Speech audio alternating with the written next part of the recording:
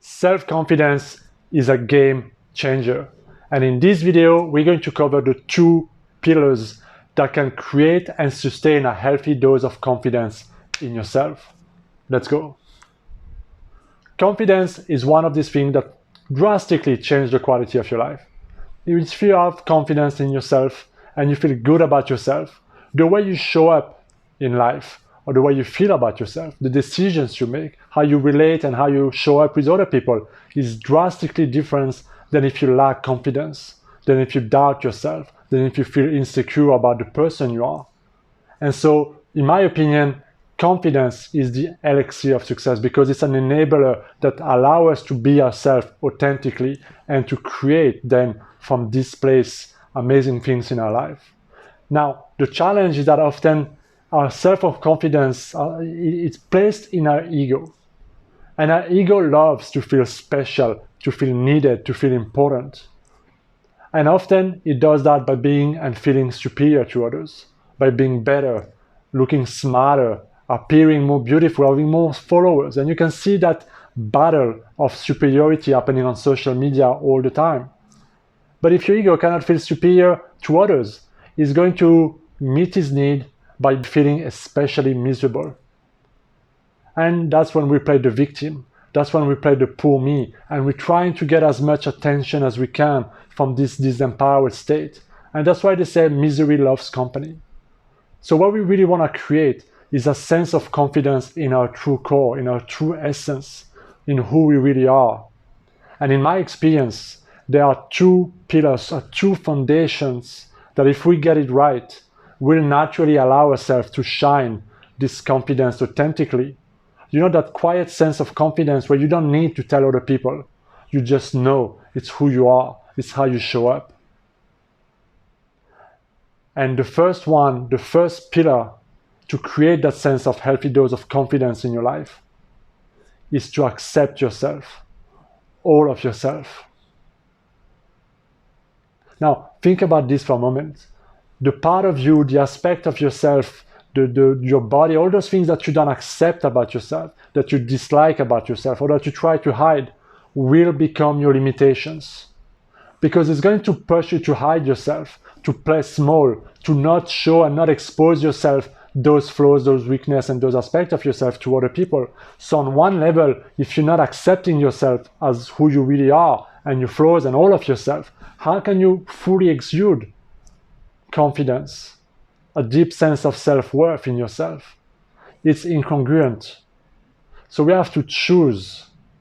We have to choose to look into ourselves, to discover who we are, to forgive those parts of ourselves, to accept our flaws, our regrets, our mistakes, the way our body looks compared to what we think we should look like, compared to how we think and where we think we should be. Accepting ourselves as being completely imperfect and being okay, because we are more than that.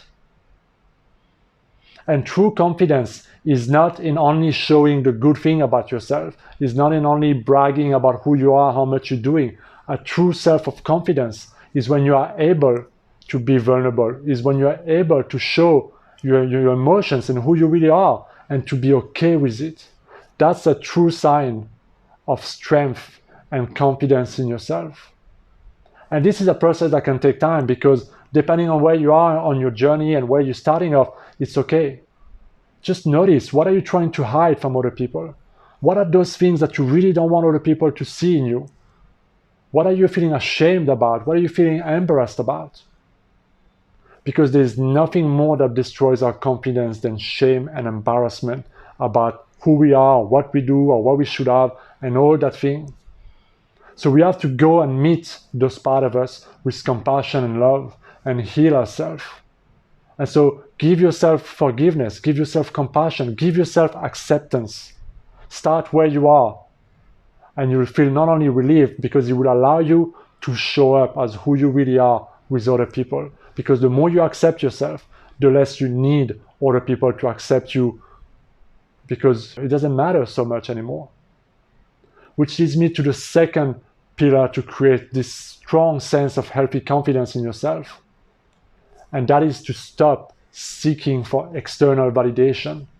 for external reassurance, for external tap in the back.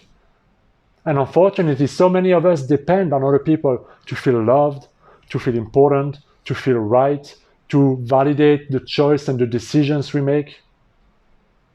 And the problem when we do that is that we give all our power to other people.